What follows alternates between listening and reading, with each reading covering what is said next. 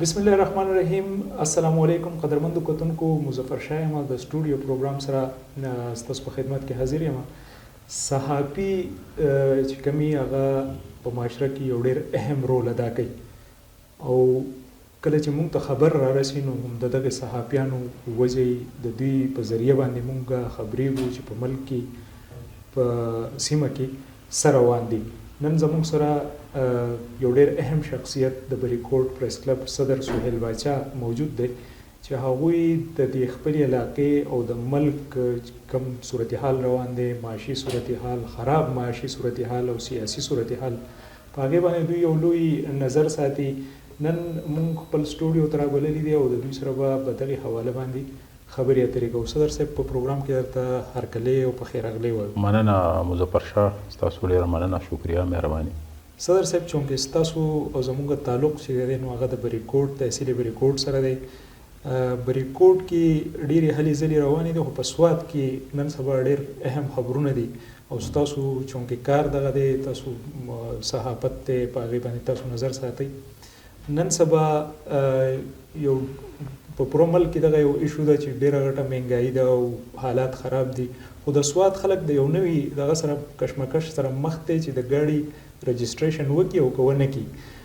کم کسټم چور ګاډو خبره کوم جي، دا یو نوی دغه پرې راغلی دی. تاسو به دغې حواله څه نظر لرئ او یا څه وایئ چې یاره دغه رجسټریشن دی خلکو له پکار دی، نه دی پکار، د دې نه فایده ده که نقصان دی؟ نو په دغې حواله تاسو څه نظر دی؟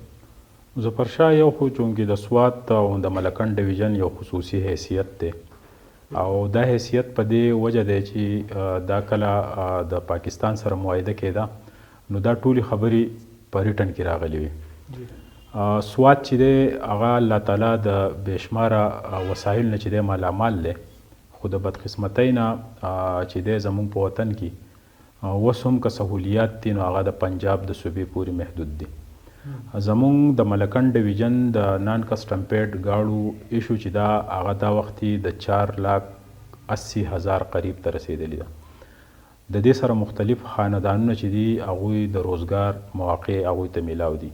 که موږ وګورو په سلونو بارګینونه چې دي هغه سب ډویژن بریکوټ کې دي، دغه رنګې په چکدره، خوازاخیل او هر ځای کې د ګاړو دغه شوروم موجود دي چې په هغې کې د ګاړو کاروبار کیږي. د دې ګاړو سره یو طرف ته که د بارګین ډیلران مستفید دي نو د دې سره سره رنګساز، پیټرول پمپ، ډینټر، د ګاړو مکینیک، پنچر بیا کم چې د سکولونو ماشومان ځي نو د دې دپاره خلکو سوزکي اخیستي. دغه ډرایوران چې دي نو دا په قطر، عمان، سعودي عرب کې په مزدور ول، چونکې خپل وطن ته راغلل او هغه پیسې هغوی راوړې او دلته کې بې ځان له ګاډي واخیستل.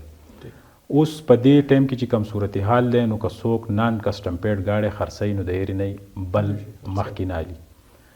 بارګینونه چې دي هغه مونږ ولیدل چې 13 ورځ پې ما یو ریپورټ جوړ کړی چې د ګاډو نه مکمل ډک دي، خلکو ګاډي راویستي دي او ولاړ دي. د دې مین وجه چې ده د سوات خلک د پاکستان هر حکم ډېر د زړه نه مني. که روجۍ هغه هم د وفاق سره کوي، که اختري هغه هم د وفاق سره کوي. دا ایشو چې راله نو د سوات خلک خو چونکې دا ده چې تعلیم یافته خلک دی، پوه خلک دی او هغوی د حکومت ټولې خبرې چې دی هغه مني. خو دې خبرې ته منلو ته چې دی شک و شبهات دا راځي چې کم د بارګینونو صدر و او هغه 13 ورځ پریس کانفرنس وکړو چې یاره زما دا کم نمبر میلاو دی دا زه واپس کوم. بیا د ټریډ یونین صدر عبدالرحیم په دې کې راچوت شو او هغه د دې نه انکاري شو چې یاره مونږ دا د اکسایز رجسټریشن چې دی په هېڅ صورت نه تسلیمو. په دې کې عام ولس چې دی هم دې خبرو ته غوږ ښود او دا د بېشماره ټلیفونونه راځي وایي د نان کسټم پیډ ګاډو ایشو کم طرف ته روانه ده. خلک تپوسونه کوي ولې چې د خلکو په لکونو روپۍ بندې دي. نو په کار دا ده چې دی له یو پراپر چې دی سیستم دا راته ووایه. تاسو خو چونکې نظر ساتئ یا ستاسو څه تجزیه ده چې خلک د دې وجې نه یېرېږي چې د رجسټریشن یې د اکسایز په لاس کې ورکړی ځکه نه کوي؟ مظفر شاه ته وګوره، د اکسایز کار چې دی که نه هغه د نان کسټم پیډ ګاډي نیول دي. د اکسایز کار دا زه نه یم پوه چې دا د کم قانون لاندې دا کیږي. رجسټریشن مخکې هم یو رجسټریشن شو چې په هغې کې سیکیورټي ادارې هم وي او مختلف ډپارټمنټ په هغې کې انوالو. ډینټر به د هغې د کټ ګاډي دغه کتو بیا څه نمبرې ایشو شوې، هغې هم بیا پراپر څه مخې ته څه خبره ونه شوه، نه داسې عملي کار وشو. نور ګاډي هم رالل. افسوس په دې خبره دی چې دا ګاډی راځي د کم ځای نه. دا ګاډی آیا په هغه په دې روډ باندې راځي تاسو د هر څه نه خبر یې او دا ټول پراپر په دې کې د عین والا او د زړه پورې ټول خلک انوال دي. اوس دغه خلکو ته هم پته ده چې په دې کې مونږ انوال یو او دا ګاډي چې دي دا بای روډ تللی دی او دا خپ تللی دی او دغه ځای کې ولاړ دی او دلته کټ ګاډي چې دي هغه هم ویلډ شوي دي او ټولې دنیا کتلی دي. اوس دا ډېر زیات دی. اوس دا ډرامې چې دي په دې باندې عوام هم پوه دي په دې ټول. ګوره که پراپر یو کسټم د ریلیف په شکل کې د ملکن ډویژن خلکو ته ورکوي نو یقینا د ملکن ډویژن خلک به دې ګاډو له کسټم وکړي او نمبري بشي او پیښور او اسلام آباد ته وبکې ځي. خو د دې چې کم زوړ حیثیت دی او کم پراپر طریقه ده دا نور ټکسونه او دا لانجې او دا مسلې دا تې وباسي. اوس به خلک ځي او د اکسایز سره به رجسټریشن کوي آیا دا څه معنی لري. بیا چې دا ګاډی تو رجسټرډ کړي دا چې تو بیا خرڅې بیا به د دې څه صورت حالي آیا دا به ستا په نوم درج کېږي او که مخکې کم سړي واخیستو د هغه په نوم به درج کېږي. په دې کې چې واردات وشي دا زوړ کس په ذمهواري او که دا نوی کس په ذمهواري. دا خو یو نان کسټم پیډ ګاډی دی لاړو بارګین ته دی خر شو خبره ختمه شوه. هم دلته یو سوال راځي د ادارو د طرفه چې یاره جرایم کېږي په دې ګاډو کې دغه یوه ډېره لویه معنی لري. د هغې سره مونږ اتفاق کوو ولې چې په دې وطن کې که له دې وجې نه جرایم ختمیږي نو په کار دا ده چې ادارې بیا خپل کردار ولوبوي. خو که د دې باوجود جرایم نه ختمیږي او دا ګاډي یو سبب جوړوي او دې ګاډو ته نقصان ورکوي نو دې ته زما په خیال چې د ملکن ډویژن خلک په هېڅ قیمت تیار نه دی. ټیک صدر صاحب ګاډو نه به تحصیلي بریکوټ طرف ته راشو. تاسو چونکې ریپورټینګ کوئ په مختلف شعبو کې خو تاسو کرایم ریپورټینګ هم اکثر کوئ زیات نو په دې حواله به خبره وکړو چې تحصیلي بریکوټ چې کوم دی په دې کې د کرایم ریشو چې کوم ده هغه څومره ده او حالات اورل حالات چې کوم دی هغه دلته څومره په کنټرول کې. بیا د دې سره سره یو خبره بل هم دغه کو چې تاسو د انتظامیه سره هر وخت په رابطه کې نو پرایس کنټرول چې کوم دی هغه څومره حد پورې دلته کې مؤثره دی او انتظامیه چې کوم دی هغه څومره کنټرول دی په دغه حاله. مظفر شاه کم چې تا کریمینل لاین تپوس وکړو نو هغه خو دا وخت د سب ډویژن بریکوټ دومره ایشو نشته مخې ته. دغه حلقه پولکه چې کم صورتحال و نو هغې کې ډي پي او سوات او د دې ځای مقامي پولیسو چې دی ډېر لوی کردار لوبوي او دغه تاسو ګورئ په لنډاکي باندې روزانه چې دی په کیلوګانو چرس ورسره آیس شراب او اسلحه چې دی دا نیولی کېږي او میډیا ته مخامخ کېږي. دلته ته چې کم حلقه پولکه داسې معمولي جرایمو نو په هغې کې هم ډېره کمی راغلې ده. سب ډویژن بریکوټ الله تعالی چې دی نو دا اعزاز ورکړی چې دا تعلیم یافته او د پوهه خلکو علاقه ده نو دلته کې داسې خدای مکه داسې زیاتې شخړې چې دی هغه نشته. دلته ماحول ډېر زیات پرامن دی. تا چې کم د پرایس کنټرول خبره وکړه نو په هغې کې لږ چې دی شکایت راځي تحصیل انتظامیه سره پیم زنګ خبرې شوي او د هغې کم ټیم چې راغلی نو هغوی ته مونږ ووایو چې یوازې دا نه کم چې وزن دی هغه هم کم دی د وړو په بورۍ کې هم کمي ده داسې د چینو بوجۍ هم کمه ده ورسره ریټ چې دی دا په ځای نه دی ولاړ. په سب ډویژن بریکوټ کې د ټول نه زیاته مهنګایي ده. دلته تو پروټ هلې ستا ملا ماتوي. دلته کې تو دال چیني هلې هغه د نور ځایونو نه ګراني د هغې وزن کم چې پراپر د هغې بوجۍ راغلي یا تو بیا وتله د هغې وزن کم دی. شکایت راغلي د عوامو طرفه نو په کار دا ده چې په دې کې ډي سي سوات پوري اقدامات وکړي او دلته عوامو له ریلیف ورکړي. ټیک مونږ چونکې خبرې په خپل سوات باندې وکړې په تحصیل باندې وکړې لږ درنه ایز صحافي چونکې ستاسو په ملک په سیاست باندې او هغې باندې هم ستاسو نظر ساتئ. یو حکومت لاړو بیا نګران بیا د 12 جماعتونو حکومت جوړ شو 14 میاشتې هغه وچلېدو اوس نګران دی. اوس پکې یو نوی انټري د نواز شریف وشوه واپس راغی ملک ته. څه ګڼئ چې اولنۍ پوښتنه خو به دا چې الیکشن چې دا کم وایي چې یاره په جنورۍ کې د جنورۍ په آخري هفتو کې یا د فروری کې الیکشن به وشي تاسو ته ښکاري چې وبشي؟ مظفر شاه پاکستان کې د ټول نه ګران کار دا تا چې کم تپوس وکړو دا د پاکستان د سیاست د مستقبل د سره پته نه لګي. دلته حکومتونه جوړیږي لکه نگران سیټ اپ په لاولني ځل ما ولیدو چې په هغې کې د مختلفو سیاسي پارټو کسان چې دي هغه وزیرانو دا نگران نه وي. نگران سیټ اپ چې دی دا اوس چې کم دی دا هم نگران نه دی. په دې کې اوس هم د پیپلز پارټۍ او مختلف وزرا چې دي د پارټو سره د هغوی تعلق دی.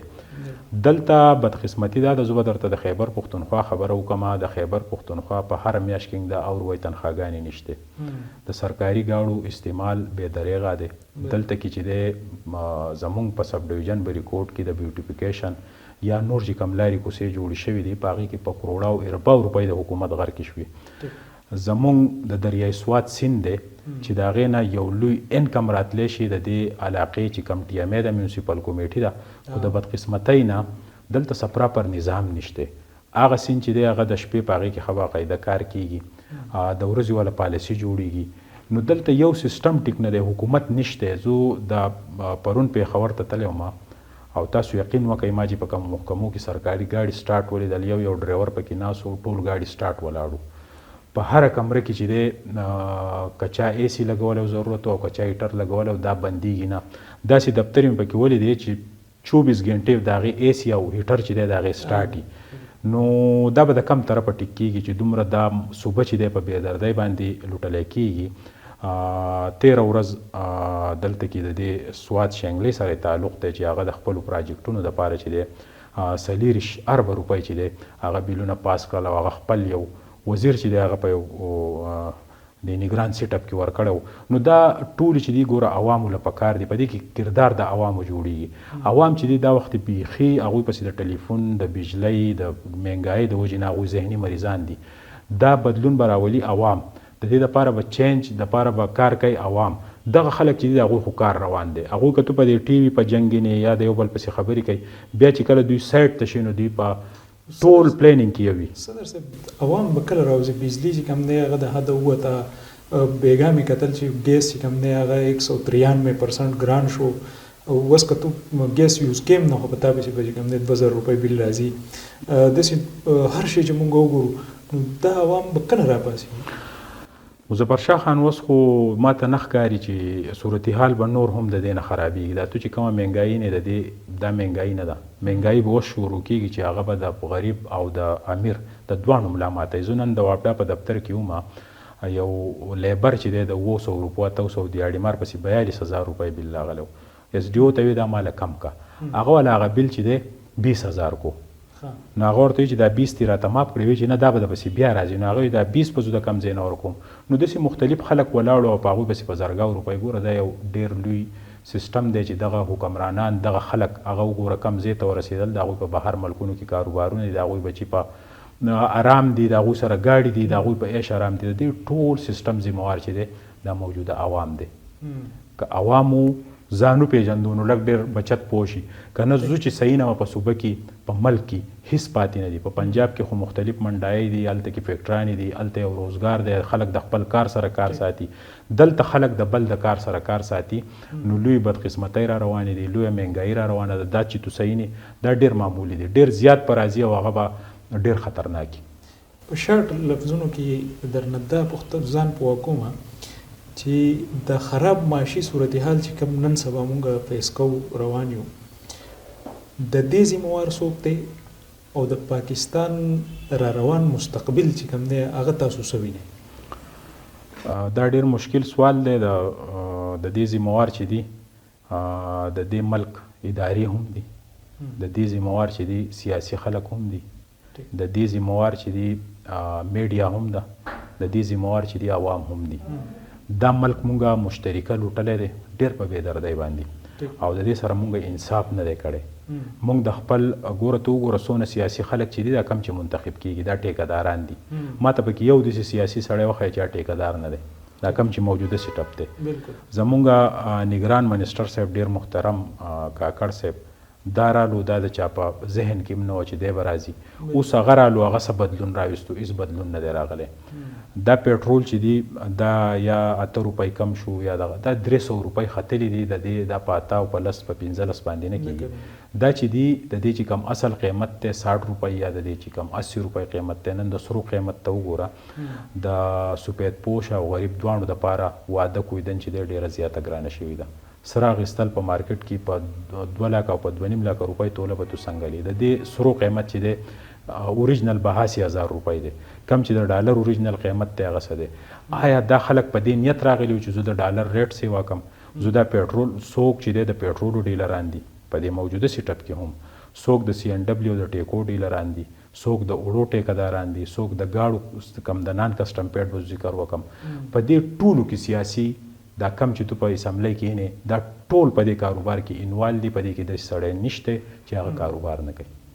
ټیک نو تمه مونږ څه وساتو تمه مونږ دا ساتو چې مایوسي خو نه ده پکار او دا زمونږ وطن دی او الله تعالی مونږ له ډېر ښکلی وطن راکړی دی او د پاکستان اعزاز چې دی هغه د اسلامي ممالکو چې دی هغه ټول دا تسلیموي چې دا یو ډېر مضبوط ملک دی او د دې یو ډېر مضبوط پوج دی د دې ډېرې مضبوطې ادارې دي خو مونږ له پکار دی په حیثیت دا مونږ چې کوم بني ادم یو چې یو غلط کار کیږي او یو تیاره لار ده او په هغې باندې ټپټایل لګي چې مونږ د هغې مخنیوی وکړو یو سړی دلته کې د پیو ټینکر راولي هغه زهر خرڅوي او کینسر تی لګي پکار دا ده چې مونږ د هغې مخنیوی وکړو د وابډا اهلکارو پسې مونږ لاړ شو چې دا تاسو چې کوم چل جوړ کړی دی لکه 13 ورځ دلته کې د یو ټرانسفارمر باندې اور لګېدلی او د وابډا یو کس ټلیفون نه اټینډ کوو آیا د دې عوامو هم څه حقوق دي په دې ادارو باندې یو ډي پي او سوات چې دی هغه دا د خپل کار کوي منشیات یې کم ځای ته ورسول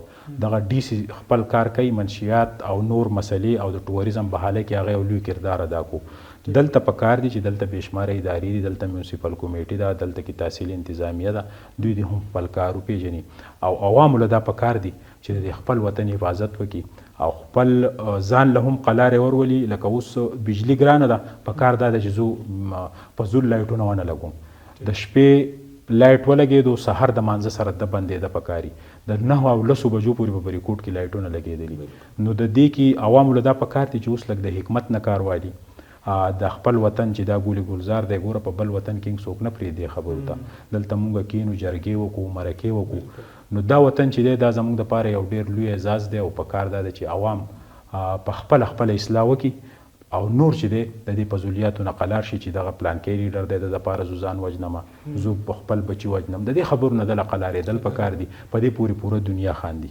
بالکل ډېره مننه صدر صاحب ستاسو هم ډېره مننه مهرباني صدر صاحب وایي چې یاره د خپل وطن چې کوم دی د دې خیال موږ له خپله ساتل پکار دي او دغه سیاستدانان کوم چې ټیکهداران دي اسمبلو ته یې ځان رسولی دی او بیا د سیاست سره هغوی خپله ټیکهداري کوي او ځان چې کوم دی هغه پوره کوي د عوامو ورسره هېڅ خیال نشته نو دې عوامو له پکار دی دا وطن چې دی دا زموږ کور دی نو خپل کور خیال په خپله ساتل پکار دی د بریکوټ پریس کلب صدر سهیل باچا سره ډېر زیات معلومات دي او چې ورسره کښېني نو سړی وایي چې یاره دا مرکه مې نور هم اوږده کړې خو چونکې سوشل میډیا ده زیات وخت چې کوم دی هغه ستاسو نه خرابو بیا به یو پیره رابلو او د دوی خیالات به ستاسو سره خپل سکرین په ذریعه شریکوو تر یو بل پروګرام پورې خپل کوربه مظفر شاه باچا ته اجازت ورکوي د تل پاتې خدای پامان